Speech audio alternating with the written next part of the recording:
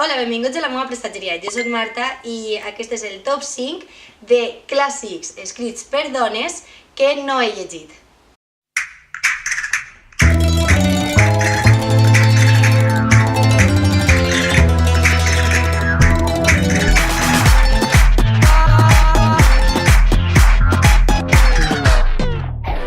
Fa unes setmanes vaig anar al cine a veure Mary Shelley, que és la pel·lícula biogràfica de l'autora de Frankenstein. La pel·lícula, la veritat és que és meravellosa i és molt recomanable perquè esta pel·lícula anava sobre la vida d'esta escriptora, de Mary Shelley. Comença quan ella és adolescent i conta primer la seva vida familiar, que per cert, resulta que Mary Shelley és en realitat Mary Wollstonecraft Godwin perquè és la filla de Mary Wollstonecraft, que és una referent feminista prou important i jo no tenia ni idea. Anem a continuar. Coneix a Percy Shelley, que d'ahir li ve el cognom després.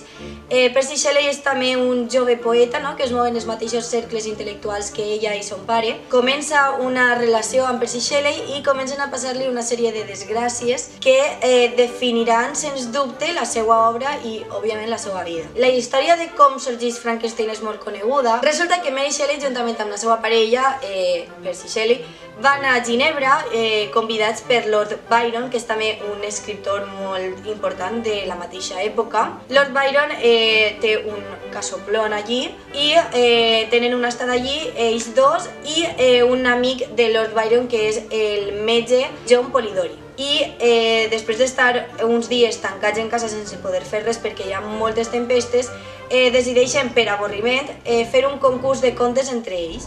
Cada uno de nosotros escribirá un cuento de fantasmas. Es un concurso. Una mujer no es suficientemente inteligente para formarse sus propias ideas. ¿Qué te ocurre? Señorita Godwin, tiene la oportunidad de demostrarme lo contrario. ¿No reconoces a Víctor Frankenstein?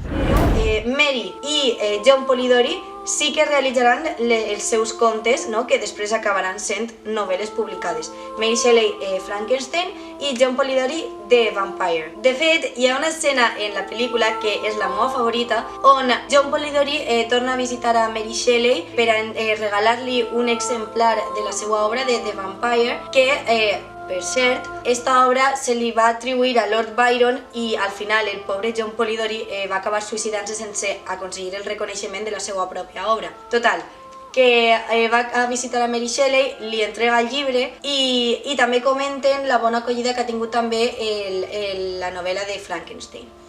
I hi ha un diàleg que John Polidori li diu a Mary Shelley: que curiós que tu hagis escrit una novel·la inspirada en les desgràcies i en lo mal que ho estàs passant en la relació de Percy Shelley i tal, i al final l'autoria se l'ha endut Percy Shelley. I a mi que m'ha passat el mateix perquè la meva novel·la The Vampire anava sobre Lord Byron, que com li xupla la sang a la gent que té al voltant, i al final ha acabat atribuint-se ell el mèrit i l'autoria. I és molt guai perquè és supercuriosa l'escena i és superirònica en realitat. I és que John Polidori té raó en el sentit de que Frankenstein al final no és només un conte de fantasmes o no és el que ha acabat sent en les pel·lícules i en les sèries i en els dibuixos animats que coneixem avui en dia, sinó que Frankenstein és una novel·la molt profunda, és com una reflexió sobre el tema de l'abandonament. Mary Shelley,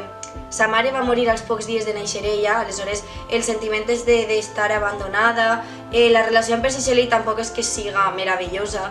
El tema de les responsabilitats també té molt de pes en aquest sentit perquè el creador de Frankenstein després és com que té certa responsabilitat i no se'n fa càrrec. Total, que Mary Shelley, la pel·lícula, és molt recomanable perquè damunt, al final, és una pel·lícula que està posant en rellevància la figura d'una escriptora que ha aconseguit que la seva obra siga un clàssic de la literatura universal i, a més, està molt guai perquè en la pel·lícula, òbviament, és d'època, tenen el llenguatge d'època, però sí que aconsegueixen, mitjançant algunes accions i alguns comentaris, sí que aconsegueixen aconsegueixen plasmar o transmetre determinats missatges feministes, no, sobre l'empoderament de la dona en la situació de Mary Shelley, per exemple, quan els editors li diuen a Mary Shelley que no pot publicar el conte o perquè no és apropiat per a una dona o perquè no és apropiat per a la seva edat, etc. Al final, la primera edició de Frankenstein, Mary Shelley l'aconseguirà publicar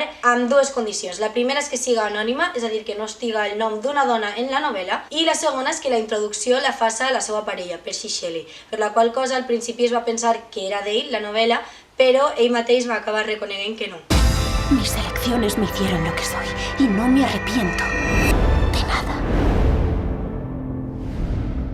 Doncs arran d'esta pel·lícula m'entraren moltíssimes ganes de llegir Frankenstein, de fet estic en procés i m'està agradant moltíssim. Llavors m'he preguntat quins són els clàssics escrits per dones, que sembla que no, però sí que n'hi ha, que no he llegit i que tinc pendents. Òbviament és un top 5, per tant no estan totes les que haurien d'estar. Sí que he intentat parlar d'autores que no hagin eixit abans en el canal. El primer del qual vull parlar, i li va passar exactament el mateix que a Mary Shelley, que primer va eixir publicat de manera anònima, és Orgull i prejudici de Jane Austen. És una novel·la romàntica, no?, de l'època també. Duc molt de temps volent llegir-me-la. El que passa és que em fa un poc de por que siga un llenguatge massa farragós, massa carregat, no?, com era del seu període, de la seva època, i se'm resisteix, però sí que tinc fixat Orgull i prejudici en la meva llista de pendents perquè algun dia vull llegir-me-lo. Un altre que no es publica de manera anònima però sí amb un pseudònim va ser el de Emily Bronte, Cims borrascosos, que en la seva primera edició va sorgir amb el pseudònim Alice Bell. Òbviament podria triar qualsevol de les germanes Bronte, que no he llegit mai a les germanes Bronte, però Cims borrascosos la veritat és que em crida molt l'atenció pel seu argument i perquè pense que és un dels que més repercussió ha tingut, potser, o almenys del que més he sentit jo parlar. La següent és una novel·la d'Agatha Christie. No he llegit tampoc mai a Agatha Christie, la qual cosa fa molta vergonya dir-ho, però tenint en compte que últimament estic descobrint que la novel·la negra i policíaca m'agrada, de fet l'últim vídeo al canal és una ressenya sobre una novel·la policíaca, tinc moltes ganes també de llegir a Agatha Christie i si haguera d'escollir un títol seria 10 negrets. Els dos últims són de dos escriptores valencianes. El primer és d'Isabel Clara Simó. No he llegit tampoc mai a Isabel Clara Simó i això ha de canviar. I si haguera de dir un títol seu, crec que m'agradaria molt llegir Júlia. L'altre dia vaig estar veient a la carta de A.Media Plaer de ma vida i li feien una entrevista i parlava sobre aquest llibre, crec que va sobre la revolució del petroli a Alcoi. I l'última autora que vaig a mencionar en aquest vídeo és Carmelina Sánchez Cutillas, és anterior a Isabel Clara Simó. Em llegiria en matèria de Bretanya, no per res, sinó perquè això d'estar en classes de literatura en l'institut i que el professor en batxillerat comence a mencionar de moltíssims títols de molts autors valencians, doncs de Carmelina Sánchez Cutillas se'n va quedar matèria de Bretanya perquè el professor ens el va recomanar d'una manera molt il·lusionada, no? Com que em pagava molt la pena llegir-lo. Espero que us hagi agradat aquest vídeo sobre clàssics escrits per dones. Subscriu-vos al canal si voleu veure més vídeos sobre literatura i compartiu aquest vídeo si creieu que aquestes recomanacions poden agradar-li a algú. Adeu!